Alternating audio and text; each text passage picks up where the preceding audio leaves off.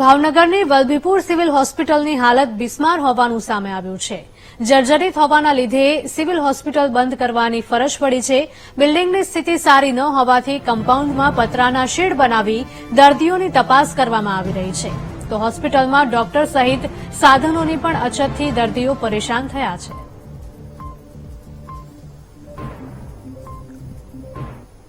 વલભીપુર ભાવનગર પૂરતો નહીં, અમરેલી અમદાવાદ હાઈવે હોય અને અહીંયા લગભગ વલભીપુરમાં રાતના તમે જોવો ને તો લગભગ 400 થી 500 બસો પ્રાઇવેટ બસો અહીંયા હાલતી હોય ને અવારનવાર એક્સિડન્ટ થતા હોય, તો અહીંયા છે ને એપી સેન્ટર છે।